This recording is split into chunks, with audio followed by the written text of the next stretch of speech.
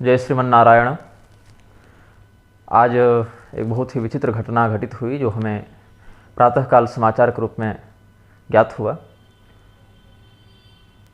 पूर्व काल में भी हमने शास्त्रीयता से संबंधित विषयों में यह प्रयास किया है कि जो शास्त्रों में यथारूपता से संप्रदायुक्त विधि से वर्णित है उसी का व्याख्यान किया जाए, उसी का प्रसारण किया जाए और उसी का आचरण किया जाए।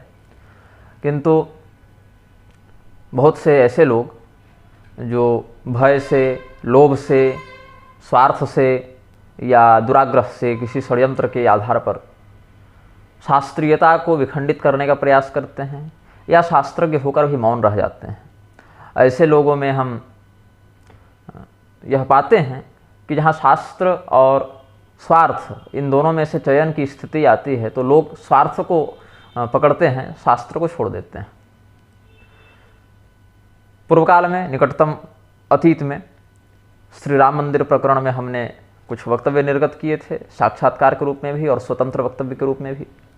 परिणामस्वरूप बहुत से दुर्बुद्धि जो स्वयं को हिंदू मानते हैं उन्होंने इस रूप में इन बातों को प्रचारित किया जैसे हम श्री राम जी के ही विरोधी हों, भगवान श्री रामचंद्र जी के ही द्रोही हों। भगवान श्री रामचंद्र जी के जो शास्त्रीय प्रारूप हैं, राम तत्व कुछ हैं, राम जी कोई थे या हैं या भगवान हैं या उनकी पूजा होनी चाहिए, इन सभी बातों का बोध कहाँ से हुआ तुम्हें? किसने बताया? अगर आचार्यों ने बताया, ऋषि महर्षियों ने बताया तो उनको भी शास्त्रों से यह बात पता चली होगी। अपने मन से कोई कल्पना करके बातें बनाकर तो बता नहीं सकता, अन्यथा किसी का भी मंदिर बन जाए, किसी की भी पूजा होने लगे, किसी को भी आराध्य बना दिया जाए, ऐसा शास्त्रोचित तो है नहीं। तो भगवान हैं, श्री रामचंद्र जी हैं, श्री राम नामक कोई तत्व है, इस प्रकार का बोध शास्त्रों से ही होता है। और शास्त्रों में जहाँ इस तत्व का वर्णन है, आख्यान है, इतिहास है, विधान है, वहीं पर यह भी बताया गया कि पूजा कैसे होनी चाहिए, प्रतिष्ठा कैसे होनी चाहिए, कैसा लक्षण मूर्ति का वर्णित है शास्त्रों में। अब भगवान श्री रामचंद्र जी के मर्यादित स्वरूप हैं, उन मर्यादित स्वरूपों के साथ छेड़छाड़ करके, उनको विकृत करके, उनमें अपने मनमाने हस्तक्षेप के द्वारा उसी विकृत स्वरूप को शास्त्रीय बताकर प्रस्तुत करना ये धर्मद्रोह है। पार्टी की भक्ति करना सनातन नहीं है, व्यक्ति की भक्ति करना सनातन नहीं है, अपने उच्छृंखलता को ही सदाचार का नाम दे देना सनातन नहीं है। अब लोग एक प्रकार का कुतर्क करने लगे हैं। गोमांस भक्षण करने वाली कंगना रणावत आकर रामभद्राचार्य के सीने से लग गई और हवन करने बैठ गई तो क्या हो गया?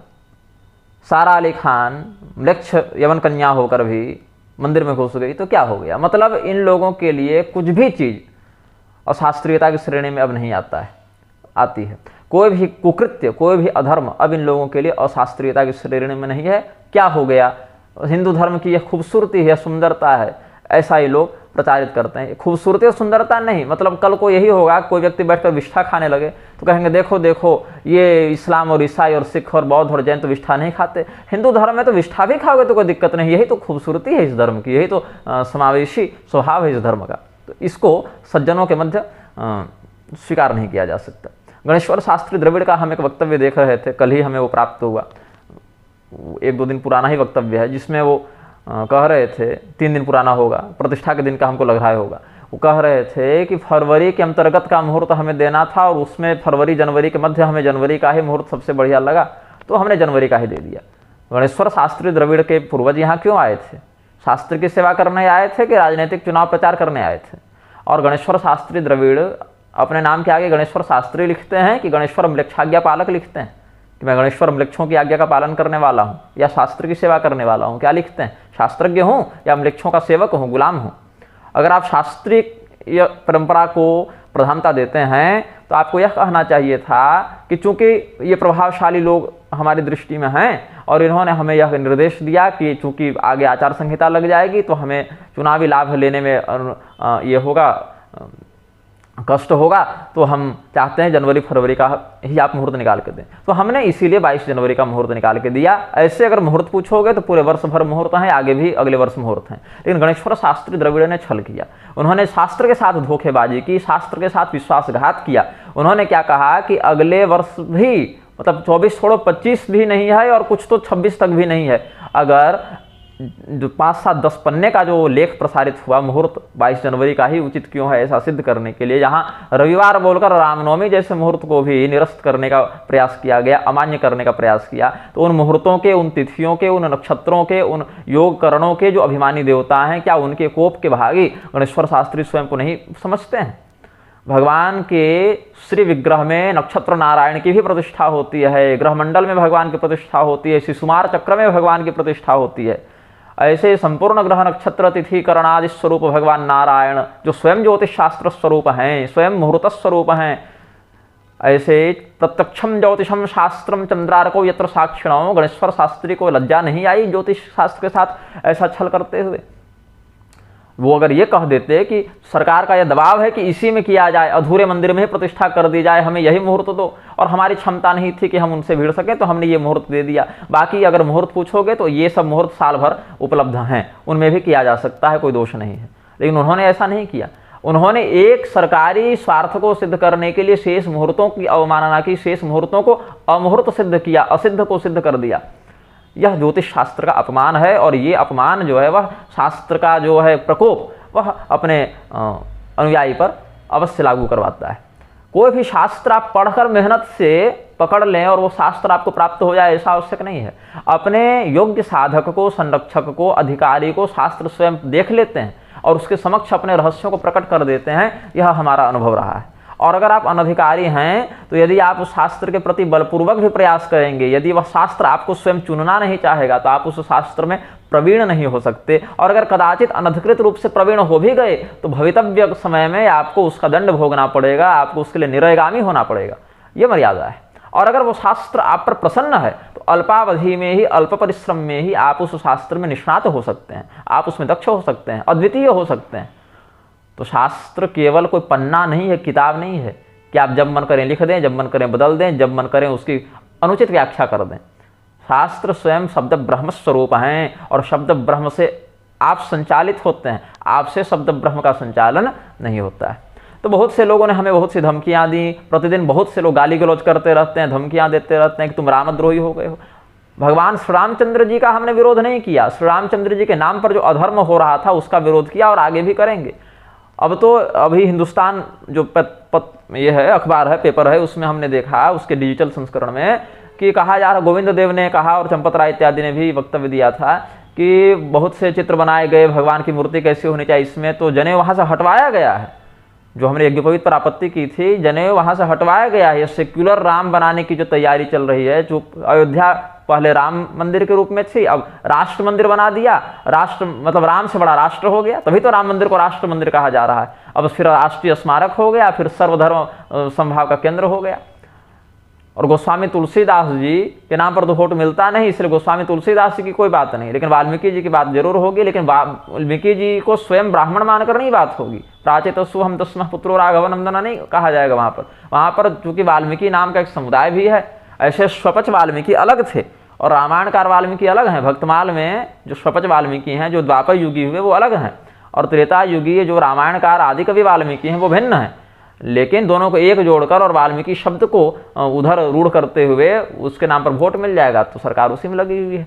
लेकिन शास्त्रज्ञ जो हैं, शास्त्रीय परंपरा को जानने वाले जो लोग हैं, उनको इन बातों से समझना चाहिए। कुछ लोग यह कह रहे थे, अयोध्या के ही महापुरुष जगत गुरुजन, कि जल में रख के मगर से बैर नहीं कर सकते। तो बंधु, आप जल में रखकर मगर से बैर नहीं कर सकते, लेकिन जल में रख के मगर से आप मित्रता भी नहीं कर सकते। वो मगर है, विश्वासघाती है, आप उससे मित्रता भी नहीं कर सकते। घड़ियाली आंसू की कहावत ही है, वो अगर रोएगा भी ना तो आपको धोखा देने के लिए रोएगा, आपको अपने सहानुभूति के शिकंजे में लेकर आपका ही सर्वनाश कर देगा। और जो 5 साल 10 साल के सत्ताधीशों के भय से आप भयातुर होते रहते हैं, क्रंदायमान होते रहते हैं, जब आप इस शरीर का परित्याग करके जब परलोक जाएंगे तो परलोक में आप क्या यमराज के सामने प्रस्तुत होंगे। वहाँ पर जिसकी परम सत्ता है, परम सत्ताधीश जहाँ पर बैठे हुए हैं, वहाँ पर तो ये सरकार आपको बचाने आएगी नहीं, ये भी उसी वहाँ पर तराजू में तौले जाएंगे, आप भी तौले जाएंगे। तो अब कल क्या हुआ, मुझे बहुत सी धमकियाँ आ रही थी, 2-3 दिन से आ ही रही हैं, हमें आ रही हैं, हमारे प्रभारी को आ रही हैं। और कोई एक सज्जन थे, किसी एजेंसी में कुछ थे, अब बहुत खुल के तो नहीं बताऊंगा, वो किसी देश से हमें फ़ोन करके उन्होंने सतर्क किया कि आप इस प्रकार से थोड़ा संभल के बोलिए, अन्यथा आप भी दिवंगत हो जाएंगे, भूतकाल में चले जाएंगे, इस प्रकार से बातें। पहले वो पुरी शंकराचार्य जी की सुरक्षा को लेकर बड़े चिंतित थे।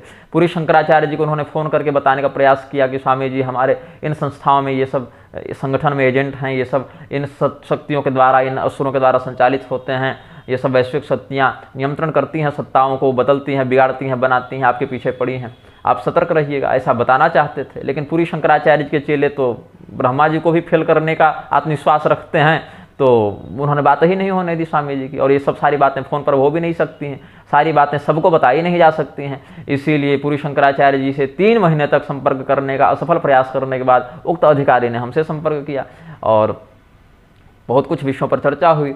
और इसके बाद धमकी इत्यादि के बाद क्या हुआ, हमने और भी कुछ बातें हुई कुछ लोगों से। फिर रात्रि को हमने देखा कि रामानुज संप्रदाय में जो त्रिदंडी स्वामी जी थे, स्वामी गोपालाचार्य जी, उनका मैसेज आया हुआ है कि आप ठीक तो हैं, स्वस्थ तो हैं, मानसिक कोई कष्ट तो नहीं, उद्वेग जैसा अनुभव कुछ हो रहा है, ऐसा उन्होंने कहा। और फिर वीडियो कॉल उन्होंने हमें किया। तो मैं जिस स्थान पर था वहाँ पर विद्युत की व्यवस्था नहीं थी और उस समय अंधेरा था, तो मैं क्या वीडियो कॉल में देखता, वो क्या दिखाना चाह रहे हैं, क्या देखना चाह रहे हैं। और स्वामी गोपालाचार्य जी ने हमारे साथ सदैव विनम्रता और सहृदयता का ही व्यवहार किया है। यहाँ तक कि जब उन्होंने एक बार अन्य आचार्यों के प्रभाव में आकर यह कहा कि शुद्धोधन पुत्र गौतम बुद्ध भगवान के अवतार के रूप में मान्य नहीं है, और हमने जब अग्नि पुराण, पद्म पुराण, महाभारत, विष्णु धर्म पुराण, मध्वाचार्य जी के वचनों इत्यादि से जब उन्हें प्रमाण दिया, तो उन्होंने सहृदयतापूर्वक स्वीकार किया और यह भी कहा कि आगे से हम इस विषय में सुधार कर लेंगे। त्रिदंडी स्वामी होकर भी, एक संप्रदायाचार्य होकर भी वो ऐसी विनम्रता रखते थे, ऐसा हमने अनुभव किया। तो उनका मैसेज आया हुआ था और किसी और नंबर से आया हुआ था, उनका जो एक नियमित नंबर मेरे पास था उससे नहीं था। तो मैं भी व्यस्त था, मैंने सोचा कोई होंगे, मैं कल आराम से अवकाश में बात करूंगा। और ऐसा फिर मैं भी थका हुआ था, यात्रा से शिरोवेदना भी कुछ थी, मैं विश्राम करने लग गया। और यही गड़बड़ हो गई कि उसके कुछ ही समय बाद स्वामी जी ने अपना शरीर त्याग दिया। अब त्याग दिया कि क्योंकि स्वस्थ तो चल ही रहे थे, वैसा कुछ विशेष बीमार नहीं थे, बूढ़े नहीं थे, और क्या वो बताना चाह रहे थे हमें, और जो बात वो हमें बताना चाह रहे थे वो बता न सकें, इसके लिए उनको बलपूर्वक किसी तामसी पैशाचिक तत्व के द्वारा, किसी सत्ता लोलुप के द्वारा पीड़ित किया गया, उनका प्राणांत किया गया, या क्या बात थी। अभी 10 दिन भी नहीं हुए स्वामी देवनारायणाचार्य जी, संभवतः वही नाम है, हरदोई मंदिर वाले त्रिदंडी स्वामी जी, वो स्वर्गीय हुए, वो वैकुंठ गमन किए। तो इस प्रकार से और इस वर्ष हम हरदेव मंदिर वाले त्यागी स्वामी जी को देने वाले भी थे श्री निग्रहाचार्य यशोवर्धन सम्मान। और उसके बाद उससे पहले हम श्री रंगरामानुजाचार्य जी, जो प्रयाग वाले महात्मा जी थे त्रिदंडी स्वामी, उनको भी हम निग्रहाचार्य यशोवर्धन सम्मान देना चाहते थे इसी वर्ष। लेकिन दोनों त्रिदंडी स्वामी जी परलोक चले गए, और स्वामी गोपालाचार्य जी को तो दे ही चुके थे ये सम्मान हम कुछ वर्ष पूर्व। तो स्वामी गोपालाचार्य जी से जब हमारा एकमात्र मिलन हुआ, जब वो चातुर्मास्य कर रहे थे औरंगाबाद के गोह में, तो वहाँ पर अभी हम कुछ मास पूर्व गए थे वहाँ पर त्रिदंडी स्वामी जी के पास। संभवतः हम दुर्गा पूजा से ठीक पहले गए थे। उनके साथ मेरा वह संस्मरण, हम लोग दोनों का एक साझा लघु वक्तव्य यूट्यूब, फेसबुक इत्यादि पर होगा, आप देखिएगा। त्रिदंडी स्वामी गोपालाचार्य जी के साथ जो हमारा मिलन हुआ, वहाँ पर जो भेंट मुलाकात हुई, मंगल मिलन हुआ, तो स्वामी जी ने हमसे कुछ साधनाएँ मांगी थी। वो जातिस्मर थे और कुछ पूर्व जन्मों की स्मृतियाँ थी उनको, और मेरे साथ चलने वाली भगवती निग्रहकारिणी का उन्होंने दर्शन भी किया था, जैसा उन्होंने अपने वक्तव्य में वही कहा है, उसी आप वीडियो में सुनेंगे उस अंश को। तो भगवान सूर्य के संबंधी आराधना उन्होंने कुछ मुझसे ली थी। यद्यपि वो त्रिदंडी थे और अच्छे साधक भी थे, लेकिन उन्होंने मुझसे मांगा और हमने दिया भी था वो विधान उनको अधिकारी जानकर, और उन्होंने वो विधान किया भी था। और उस विधान को करने के बाद अभी 2-3 दिन पहले वो स्वामी श्री विद्याभास्कर जी महाराज के पास गए भी थे, अयोध्या में मिले भी थे। उन्होंने कहा था मेरे विषय में कि जब मैं पूर्व जन्म में राजवंश में था, जो कि मैं था भी, सत्य बात है, तो उस समय वो हमारे कुलगुरु थे, ऐसा उन्होंने बताया। हालांकि ये बात उन्होंने मुझे नहीं बताई थी, ये उन्होंने स्वामी विद्याभास्कर जी को बताई। तो हो सकता है उस जातिस्मर साधना वो पूर्ण कर चुके होंगे और जातिस्मर साधना में उनको कुछ ऐसा अनुभव हुआ होगा। लेकिन अब पोस्टमार्टम रिपोर्ट में तो हार्ट अटैक ही जैसा कुछ लिख रहा, कार्डियक अरेस्ट। तो कार्डियक अरेस्ट तो हम लोग समझते हैं हार्ट अटैक को ही कहा जाता होगा चिकित्सकीय भाषा में, आधुनिक विद्या में। लेकिन बात यह है कि वो क्या कहना चाहते थे हमसे और मुझसे, क्या संवाद उनका था, साधनात्मक था, सुरक्षात्मक था, औपचारिक था, अनौपचारिक था। और मेरा दुर्भाग्य देखिए कि हम इतने व्यस्त थे और इतने थके हुए थे कि हमने सोचा कि, और वो नंबर भी दूसरा था, अगर मुझे थोड़ा सा भी अगर ये हो जाता अनुभव कि ये उनका नंबर है, तो फिर हम जांच करते कि क्या बात है। लेकिन जब प्रातःकाल मैंने फिर देखा कि भाई ये नंबर से आया था कल एक वीडियो कॉल, किनका नंबर है, तो देखा स्वामी गोपालाचार्य लिखा है। तो हमने फिर स्वामी विद्याभास्कर जी को वो नंबर भेजा कि देखिए जरा ये उनका नंबर है क्या। फिर हमने कॉल करके पूछा कि भाई ये किनका नंबर है, तो बोले स्वामी गोपालाचार्य जी का। हम बोले वही जो रात्रि को प्रयाण कर गए, बोले वही। तो फिर अब क्या बात है, और संकट तो रहते ही हैं, चाहे वो स्वामी विद्याभास्कर जी के साथ हों, चाहे वो हमारे साथ हों, चाहे वो स्वामी राघवाचार्य जी के साथ हों, चाहे वो अब गोपालाचार्य जी तो चले ही गए। तो जो भी, हालांकि स्वामी राघवाचार्य जी हों या स्वामी विद्याभास्कर जी हों, इन्होंने मुखर होकर कभी सत्ताधीशों का विरोध नहीं किया है, अपितु कई बार इन्होंने प्रचार भी किया है, मंच से पार्टियों का यशोगान भी कर दिया, नेताओं की प्रशंसा भी कर दी, जिसको हम स्पष्ट रूप से अनुचित समझते हैं। ये आसुरी तत्व कई बार छद्मवेश धारण करके, मारीच जो है वो भगवान श्री रामचंद्र जी का स्वर अनुकरणित करके वो अनुकरण करके वो राम हे लक्ष्मण हा सीते से चिल्लाता है, और भगवान की नित्य साधर्मी शक्ति भगवती सीता जी भी उस स्वर को सुनकर किंबा भ्रमित होने की लीला कर देती हैं।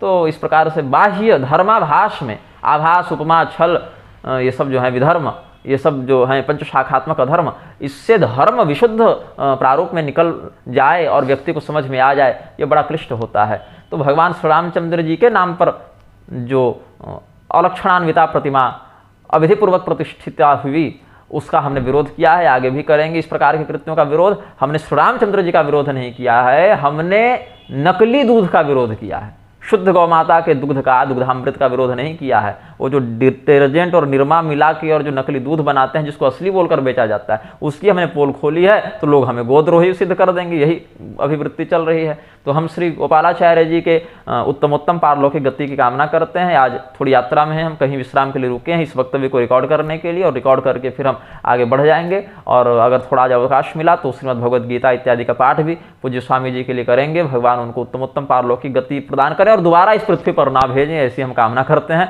अपुनरावर्तनीय गति उनको प्राप्त हो, ऐसी हम कामना करते हैं। सदैव के लिए वो मुक्त हो जाएं, ऐसी हम कामना करते हैं, क्योंकि बहुत दीर्घकाल से, अनेक जन्मों से भी वो इस पृथ्वी पर आते जाते रहे थे, ऐसा उन्होंने मुझे बताया था और ऐसा अनुभव भी रहा। उन्होंने कहा था कि आपसे हमारा पुरातन संबंध है, और बहुत ही कम समय में वो चले गए इस पृथ्वी को छोड़कर। और अगर इस प्रकार के किसी भी षड्यंत्र में वो गए हों या उसके शिकार हुए हों, तो भी उनको किसी प्रकार की अधोगति प्राप्त न हो, ऐसी हम भगवान से मंगल कामना करेंगे।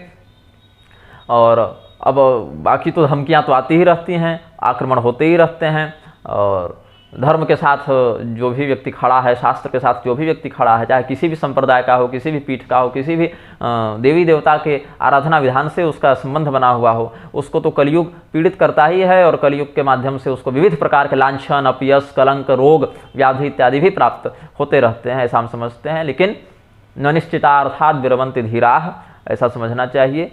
भगवान के मंगलमय कथाओं का रसास्वादन करने कराने वाले महात्माओं को प्रणाम करते हुए हम इस लघु वक्तव्य को पूर्ण करते हैं। श्रीमन्नारायण हर हर महादेव। नमः चंडिकाय, नमो नारायणाय।